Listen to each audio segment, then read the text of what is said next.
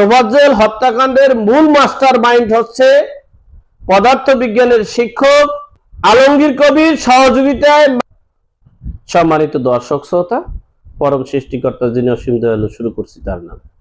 ঢাকা বিশ্ববিদ্যালয়ে যাকে গণপিটুনি দিয়ে মেরে ফেলছে তার নাম হচ্ছে মোহাম্মদ তোফাজ্জল হোসেন। এই তোফাজ্জল হোসেন ওখান দিয়ে যাওয়ার পথে তাকে সন্দেহভাজন মোবাইল চোর হিসেবে ধরে তাকে গণপিটুনি দেওয়া হয়েছে।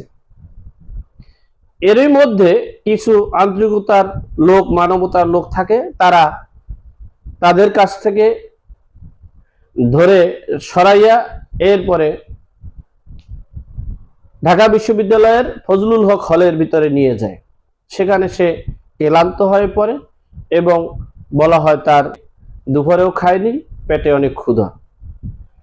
আর যারা এই গণপিটুনি দিয়েছে তারা তাদের পরিবারের সকলের কাছে খবর নিচ্ছে এবং সেখানে বলতেছে যে আমাদের প্রায় অনেকগুলো টাকা, প্রায় 30, কেউ বলে 50, কেউ 1 লাখ টাকা, মানে টাকা নিয়েছে, সেই চাঁদা দাবি করায় তারা ওখান থেকে তথ্য দিয়েছে। দেখেন, এই তোফাজ্জল হোসেনের বাবাও নেই, মাও নেই, ভাইও নেই, তিনি একা। তিনি অনেক শিক্ষিত, তিনি মানসিক একটু রোগী মোটামুটি। তো কে টাকা দিবে বলেন?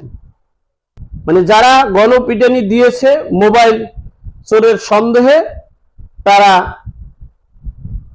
বিজ্ঞান বিভাগের শিক্ষক আলমগীর কবির স্যার এবং মাহবুব স্যারের সাথে পরামর্শ করতেছে। বিএনপি থেকে তথ্য পেল এবং এই তোফাজ্জল হোসেনের বাড়িতে তথ্য পেল সে আগে ছাত্রলীগ করত এবং সে সভাপতিও ছিল। এই তথ্য পাওয়ায় পদার্থ বিজ্ঞানের শিক্ষক আলমগীর কবির এবং মাহবুব মিয়া, ঢাকা ভার্সিটির ভিসি, তাদের মাথা তো গরম হয়ে গেছে। বলে কি, তোমরা তো এটা মিটিয়ে দিয়ে দিয়েছো মোবাইল চোর হিসেবে, এখন যদি সে ছাত্রলীগের নেতা হয়ে থাকে তাহলে তো এটা বিশাল একটা ক্ষতির দিকে যেতে পারে। এরপরে ঢাকা ভার্সিটির ভিসি, পদার্থবিজ্ঞানের আলমগীর কবির ও মাহবুব স্যার, এই 3 জনের সমন্বয় করে বলা হয়েছে এরে কোনো গুম করা যায় কিনা, কোনো কিছু করা যায় কিনা। সর্বোপরি কোনো কিছু করতে না পেরে তাকে এমন ভাবে মারছে মৃত্যুর পথে। তো এখন এটাকে কিভাবে হ্যান্ডেলিং করা যায়, বাঁচা যায়, সেজন্য পদার্থ বিজ্ঞানের ডিপার্টমেন্টের একটা ছেলে, তার নাম হলো জালাল, তিনি সাবেক ছাত্রলীগ কর্মী, তিনি তাকে আলমগীর কবির পরিকল্পিতভাবে ডেকে এনে সহযোগিতায় মাহবুব স্যার, এই 2 শিক্ষক তাকে ডেকে এনে দেখাইতেছে যে এইভাবে মোবাইল চোরের সন্দেহ ধরা হয়েছে, ওরে তো ওই মারছে, দেখো কি অবস্থা। কিন্তু ও তো নির্দ্বিধায় দেখতেছে, বলতেছে যে স্যার এর তো অনেক মেরছে, তো বাঁচবে না, দ্রুত হাসপাতালে নিতে হবে। আর একজনে পাশের থেকে দেখাইছে যে এই লাঠিগুলো দিয়ে পিটানো হয়েছে। ও আবার করছে কি, এই যে জালাল ছেলেটা, সে লাঠি ধরে দাঁড়াই রয়েছে, এটারে ক্যামেরা করা হয়েছে এই আলমগীর কবির স্যারের মদদে। এরপরে ও তো সহজ সরল ভাষায় বলছে। এরপরে জালাল বলতেছে স্যার পায়ের তলি এবং পা ফেটে গেছে, রক্ত পড়তেছে। এটা ও হাত দিয়ে এভাবে দেখাইতেছে, ওইটা ছবি তুলছে আলমগীর কবিরের পরিকল্পিত লোকেরা। এরপরে এটা নেটে দিয়ে দিয়েছে যে ছাত্রলীগের কর্মীরাই একে মেরেছে।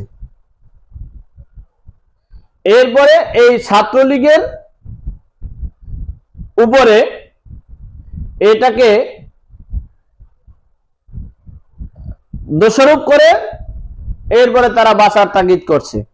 আমি সেনাবাহিনীকে বলবো সকল ডিপার্টমেন্টকে বলবো, তোফাজ্জল হত্যাকাণ্ডের মূল মাস্টার মাইন্ড হচ্ছে পদার্থবিজ্ঞানের শিক্ষক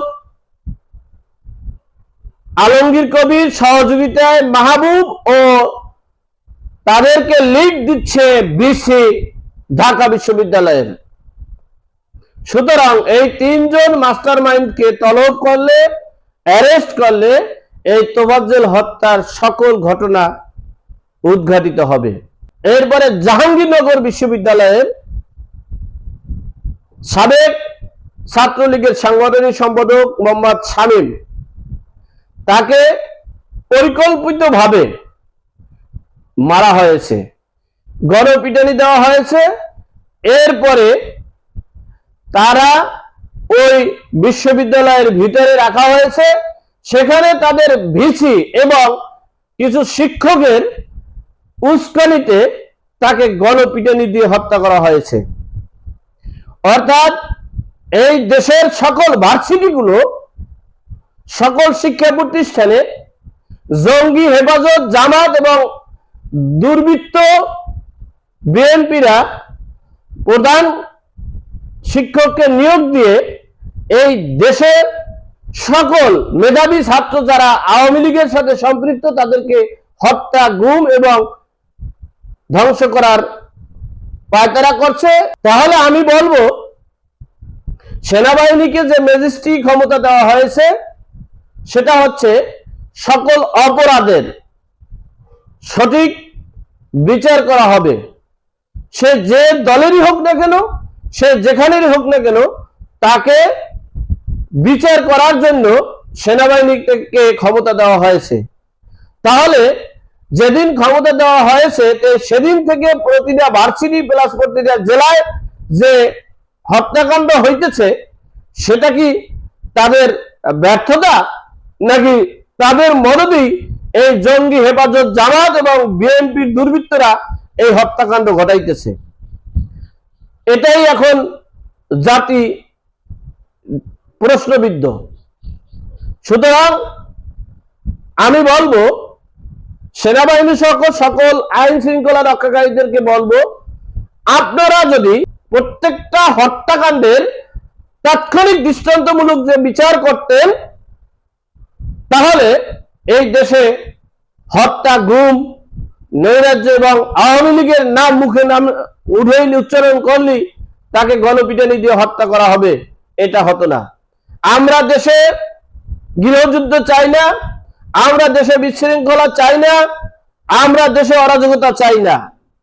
সেই লক্ষ্যে সেনাবাহিনী সহ সকল আইন শৃঙ্খলা রক্ষাকারী বাহিনীদেরকে বলবো, আপনারা সকল অন্যায়কারীকে আইনের আওতায় এনে বিচারের কাঠগড়ায় দাঁড় করেন। আর যদি আপনারা যেটা করতেছেন, পিছনের কথা আমি আর বলতে চাই না, আর যদি মনে করেন আপনারা আপনাদের আওয়ামী লীগকে শেষ করতে হবে, তাহলে বাংলার মাটিতে প্রায় 10 কোটি আওয়ামী লীগের সমর্থক কর্মীবৃন্দ আছে। তাহলে তাদের সাথে আপনারা সরাসরি যুদ্ধ ঘোষণা করেন, দেখা যাক তারা জিতেন, আপনারা জিতেন। আর যদি মনে করেন যে না, দেশের কল্যাণে, জনগণের কল্যাণে, দেশ রক্ষার্থে, দেশের সার্বভৌমত্ব রক্ষার্থে সকল অপরাধের বিচার করে দেশে একটা শান্তি শৃঙ্খলা বয়ে আনবেন, তাহলে সে পথে দক্ষতার সহিত কাজ করার জন্য আহ্বান করছি। আমি সারা বাংলাদেশের সাধারণ জনগণকে বলবো, আপনারা সকলে ঐক্যবদ্ধ হয়ে সকল অপরাধের বিরুদ্ধে রুখে দাঁড়ান। আপনারা সকল অপরাধীকে, দুর্বৃত্তকে ধরে সেনাবাহিনীর কাছে হস্তান্তর করুন। মনে রাখবেন, এই দেশের মানুষ অধিকার আদায় করতে জানে, এই দেশের মানুষ দেশকে রক্ষা করতে জানে। সুতরাং আমরা সর্বোপরি দেশের শান্তির, দেশের কল্যাণে কাজ করার জন্য সকল বাহিনীকে সহযোগিতা করব, সেই প্রত্যাশা রেখে আজকের মতো এখানেই বিদায় নিচ্ছি।